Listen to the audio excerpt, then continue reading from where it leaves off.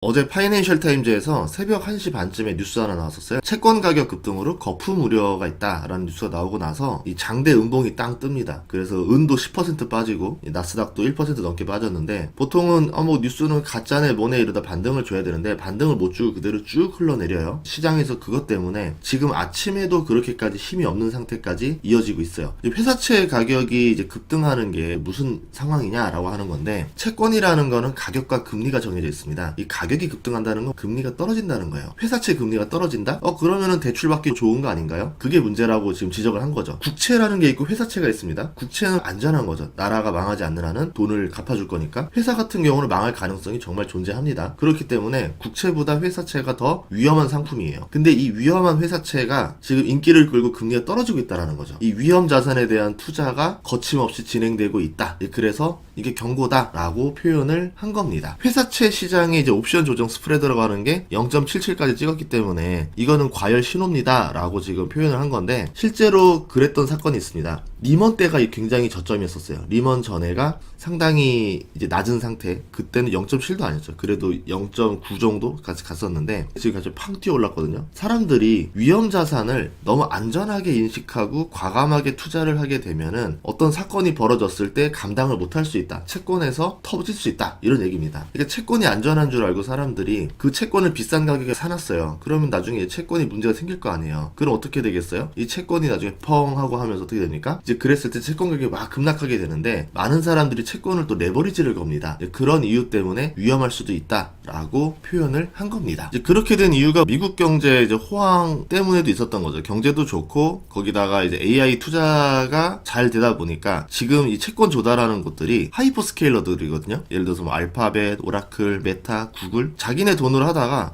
규모가 너무 커지네, 이거 회사채를 발행해서 조달해야 되겠다 하면서 이제 구글도 100년채 조달하고 이런 뉴스들이 나오면서 회사채로 계속 조달해서 이제 투자를 시작하는 거예요. 근데 이제 아무래도 이 빅테크다 보니까 이 평균값을 떨어뜨리겠죠. 당장은 매력적이고 금리도 싸고 이제 그 저렴한 금리를 조달해서 AI 투자를 할 수 있게 된 건데, 이런 것들 때문에 좀 약간 스프레드가 이렇게 좁혀지게 된 건 아닌가. 이 하이퍼스케일들이 리스크가 있는 거냐 없는 거냐인데, 제가 봤을 때는 있는 애들과 없는 애들이 있어요. 예를 들어서 오라클은 있어요. 근데 구글이나 뭐 마이크로소프트는 없어요. 그러니까 다 같이 나빠 이건 아닌데, 그러다가 오라클이 터지면 어떻게 되지? 에 대해서는 답이 안 나올 수도 있습니다. 이제 그런 이야기인 거예요. 근데 실제로 피닉스 그룹 같은 경우를 이번에 파이낸셜 타임즈에서 예시로 들어줬는데, 만약에 지금 여기 같은 경우는 갑작스러운 시장 가격 조정에 대비하기 위해서 기업 채권 보유량을 줄이고 있다, 더 안전한 채권으로 갈아타면서 리스크를 대비하고 있다라는 거를 설명을 해줍니다. 예를 들어서 지금은 뭐 AI 투자가 좋고 금리도 싸고 좋은데, 만약에 AI 쪽에서 오라클이 터지거나 뭐가 터져가지고 채권 금리가 팡 뛰게 되면, 스프레드가 팍 뛰게 되면은, 그럼 기존에 이제 다른 회사채를 가지고 있었던 것들의 손실을 막 입게 될 건데, 그때 이제 감당할 수 있냐라는 거죠. 안전한 줄 알았는데 안전하지 않았다라는 걸 깨달았을 때는 데미지가 간다라는 얘기입니다. 이런 이야기가 나왔던 건데, 유럽에서도 지금 고품질 스프레드가 경기 순환점 저점 수준으로 축소가 돼 있고, 전 세계가 회사채에 대해서 두려워하지 않고 있다라는 겁니다. 이제 그런 뉴스들이 나와가지고 2008년 전에 징후랑 똑같으니까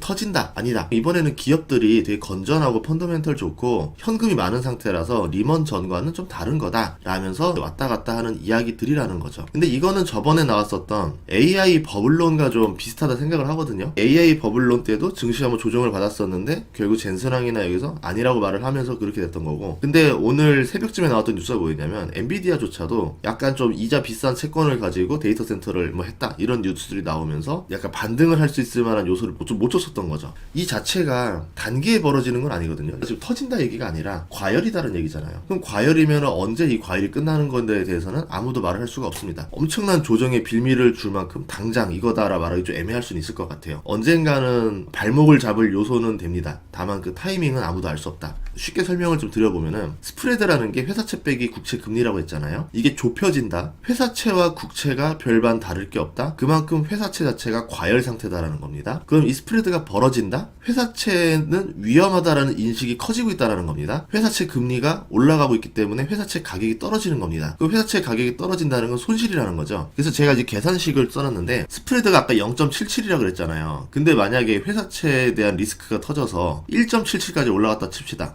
스프레드가 벌어져가지고, 그러면은 채권 듀레이션이라는 게 있는데 잔여 기간입니다. 7년 정도 남은 채권 듀레이션이라고 볼게요, 평균적으로. 그러면은 스프레드가 1%만 튀어도 채권 가격이 7% 손실을 봅니다. 나쁘지 않은 거 아니에요 라고 하는데, 이 채권을 가지고 그냥 투자하는 게 아니라 아니라 레버리지를 겁니다. 그럼 5배 정도 최저 수준 레버리지를 걸었다 칠게요. 그러면은 35% 손실이 납니다. 그럼 만약에 10배 레버리지를 걸면은 70% 손실이 나겠죠. 물론 이제 그렇게 스프레드가 튈 때쯤 되면은 바로 손절을 할 거니까 뭐 트레이딩 관점에서는 뭐 대응할 수 있다라 말하겠지만, 전반적으로 이런 식으로 데미지를 누적되면은 결국 사는 사람 입장에서 또 손실이 나고 손실이 나는 거잖아요. 종합적인 손실이 그 정도 날 거란 얘기인 겁니다. 그렇게 되면은 회사채 시장 인기가 뚝 떨어지겠죠. 이거는 데미지가 될 수 있겠죠. 채권이라는 곳들이 항상 시장에서 우리가 예상하지 못했을 때 다가오는 자객처럼 들어올 수 있다. 이런 점에서 우리가 예의주시는 하면서 투자를 해야 된다라고 결론 질 수 있을 것 같아요. 너무 두려워해도 안 되겠지만 너무 방심해도 안 된다가 이 투자의 세계였던 것 같습니다. 너무 두려워하면 돈을 못 벌고, 너무 방심하면은 또 크게 잃고, 그러면 최대한 안 잃으면서 적당히 돈을 벌려면 방심하지도 않고 두려워하지도 않는 그 적당한 단계, 감정을 최대한 배제하는 단계, 공포와 탐욕을 잊어버리는 이런 걸 해야 되지 않나라는 생각이 들어서 영상을 찍었습니다. 다음 시간에도 좋은 정보로 찾아뵐 테니까요. 구독과 좋아요, 알림 설정 부탁드릴게요. 고맙습니다.